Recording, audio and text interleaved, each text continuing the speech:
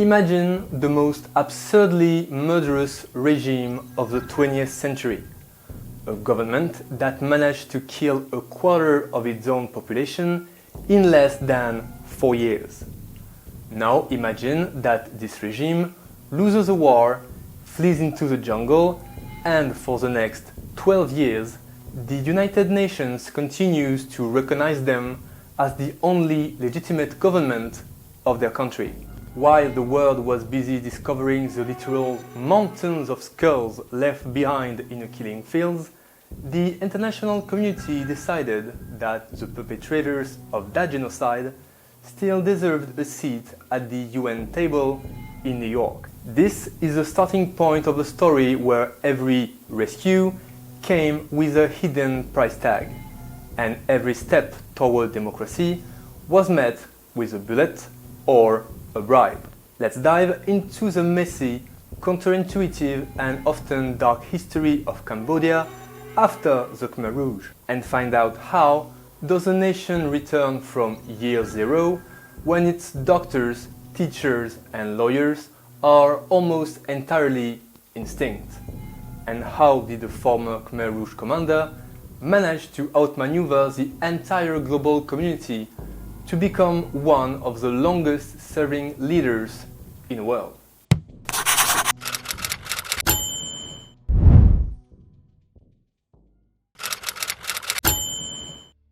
The year is 1979 and Phnom Penh is a city of echoes. When Vietnamese forces and a small group of Khmer Rouge defectors swept into the capital in January, they did not find a liberated populace. They found a ghost town. The Khmer Rouge has systematically ruined everything that hinted at modernity. Schools, banks, courts and hospitals, all of this had been abolished and left to ruin. The city's residents had been replaced by encroaching vegetation. For 4 years, Phnom Penh remained empty, its inhabitants driven into the countryside by the Khmer Rouge to become new people in a radical agrarian utopia which quickly turned into an Orwellian dystopia. In the process, the educated people and those perceived as such were systematically executed. Just wearing glasses was a death warrant. After the end of the nightmare, the scale of the human resource problem was unimaginable. As a staggering example of this intellectual massacre, in a country of millions, just 8 jurists survived the Khmer Rouge regime. This was Cambodia in 1979. The new government, calling itself the People's Republic of Kampuchea, was a satellite state of Vietnam. To the survivors, the Vietnamese soldiers were literal lifesavers who had stopped the killing. But to the rest of the world, this was a Cold War provocation. Because the new government was backed by Vietnam and Vietnam was an ally of the Soviet Union, the West and China refused to recognize it. And yes, despite being a communist regime, Beijing had awful diplomatic relations with Moscow. They chose instead to keep supporting the remnants of the Khmer Rouge hiding on the Thai border. It was a grim irony. The victims inside Cambodia were punished by international sanctions because they had been liberated by the wrong side.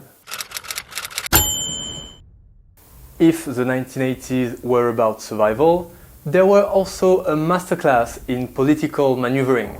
Enters Hun Sen, a former Khmer Rouge commander who had defected to Vietnam just before being purged. In 1979, he was a foreign minister at age 26. By 1985, he was prime minister in the still Vietnam-backed government. And the PRK was a strange hybrid creature. On the surface, it was a rigid Marxist-Leninist state. But underneath, the government was just trying to figure out how to function without an educated class. They held a show trial for Pol Pot, the leader of the Khmer Rouge, in 1979. The goal was to gain legitimacy, but since Pol Pot was still hiding in a jungle and the trial was run by the Ministry of Propaganda, the world did not take it seriously. Meanwhile, Hun Sen and his colleagues were apprentices to the Vietnamese. They learned how to build a patronage system where loyalty was more important than competence. They also learned how to handle dissent. In the early 80s, if you were an intellectual who spoke out too loudly, you might find yourself in political education sessions that lasted for months. And the 1980s also saw the civil war in Cambodia start again. Once more, the Khmer Rouge were hiding in a jungle, but this time they were part of a resistance coalition backed by the US and China. To fight them, the government launched the K5 plan. This was a brutal project that forced hundreds of thousands of Cambodian civilians to clear forests and dig trenches along the Thai border to stop insurgent infiltration. The K5 plan did not stop the Khmer Rouge and, like it was something possible, even make things worse for Cambodia.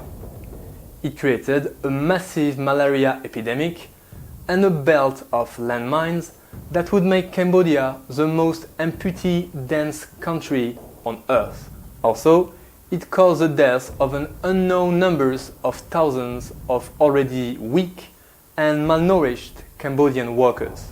It was a war being fought by a government that had no money, leading to a system where officials were encouraged to live off the land. This meant if you were a commander, you sold timber. If you were a policeman, you took bribes. It was the birth of a kleptocracy. In short, the K5 plan was another useless tragedy for Cambodia. By the end of the 1980s, the Cold War was finally melting. The Soviet Union was broke and told Vietnam it could no longer bankroll the occupation of Cambodia. So, in 1989, the Vietnamese troops pulled out, leaving Hun Sen's government to sink or swim. It was then that the world decided it was time for a grand experiment. In 1991, the Paris Peace Accords were signed. The United Nations would move in, run the country for 2 years, and organize a free and fair election. It was back then the most ambitious and expensive mission of the UN, costing roughly $3 billion. So for 2 years, Cambodia was a UN protectorate. 20,000 UN peacekeepers and administrators arrived in Phnom Penh, bringing with them a massive and sudden influx of dollars. The price of a rental house in a capital went from $20 a month to $2,000 overnight. On a side note, this hijacked the second birth of the national currency, the riel.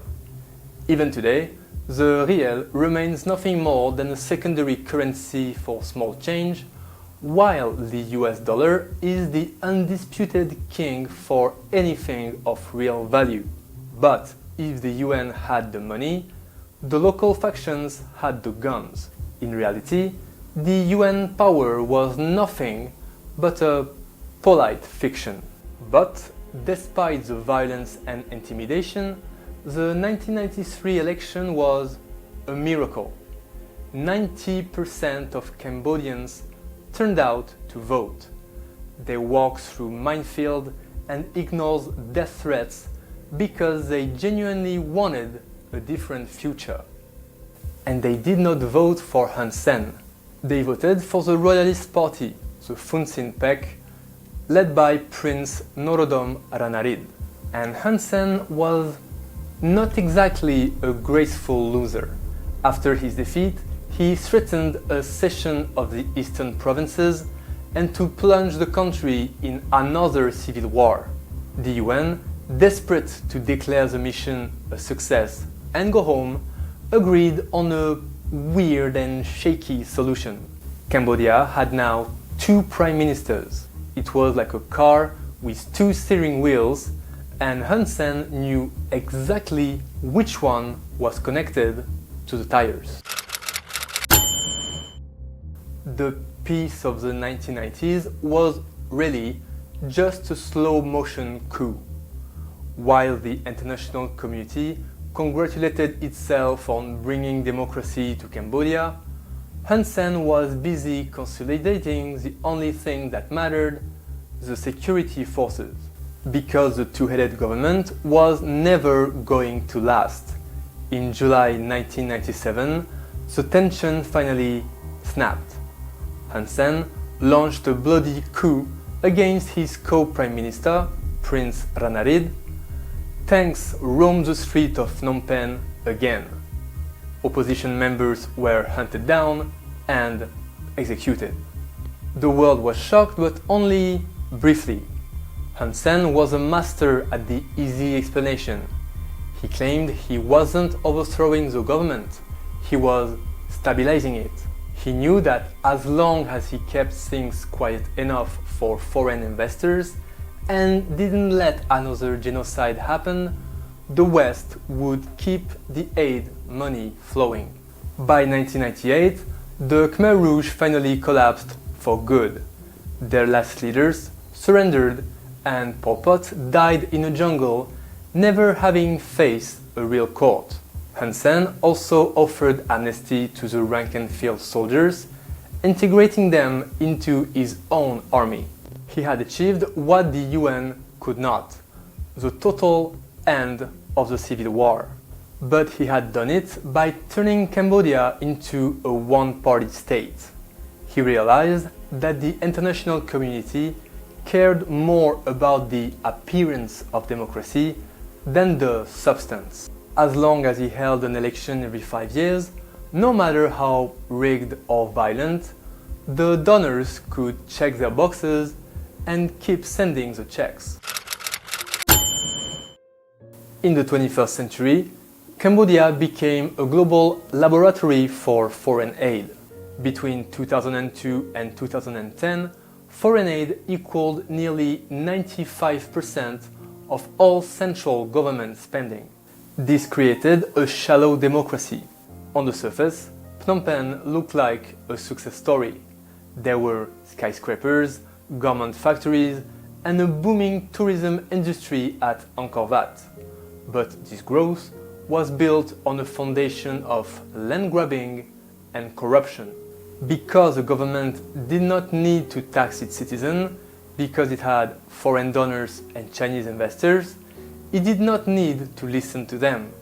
If a village sat on land that a well-connected tycoon wanted for a sugar plantation or a luxury resort, the police would simply arrive and burn the huts down. The survivors were often dumped in relocation camps that were little more than muddy fields without water or electricity. The legacy of the Khmer Rouge also lived on in a more subtle psychological way. Studies showed that up to half of the survivors suffered from PTSD, and the ruling party used it as a political tool. People were constantly reminded that if you don't vote for us, the Khmer Rouge might come back. It was a choice between a kleptocracy and a genocide. So, for many Cambodians, that wasn't a choice at all. Even the long-delayed Khmer Rouge Tribunal, which finally began in 2006, became a theater of the absurd. It cost hundreds of millions of dollars and took years to convict only a handful of aging men. Hun Sen publicly warned the court not to investigate too many people, as it might disturb the peace. The UN judges found themselves in a confrontational game they were destined to lose. So what happened to Cambodia after the Khmer Rouge? As we saw, the country did not just recover. It was rebuilt as a mirror image of the man who survived. It's a nation that had replaced physical hunger with a hunger for justice that is rarely satisfied. Today, the same men who defected from the Khmer Rouge in the late 70s are still largely in control. They have navigated the Cold War, the Vietnamese occupation, a UN intervention, and the globalized economy, and they have won every single time. They learned that the world's responsibility to protect usually ends when the budget begins. Cambodia is no longer a ghost country. It's a bustling, vibrant, but deeply unequal kingdom. The schools are open, but the teachers often require bribes to give out grades. The hospital exists, but the doctors might walk away from a dying patient if they can pay the entry fee. The black darkness of the Khmer Rouge had been pushed back, but it has been replaced by a bright neon-lit version of authoritarianism. Looking back at this messy history, it's hard not to wonder, was the US massive $3 billion intervention a genuine attempt to save a nation, or was it just the world's way of paying for its guilty conscience and walking away? So what do you think? Was the UN presence in Cambodia a rescue operation, or just a very expensive way of pretending the problem was solved? Let me know in the comments. Thank you for watching this video in this series about Southeast Asia. More untold pages of history are on the way, so if you do not want to miss any, please consider subscribing, leaving a like, and sharing your thoughts in the comments. These, as you know, help tremendously. This is Forgotten Fragments. Until next time, for the next story.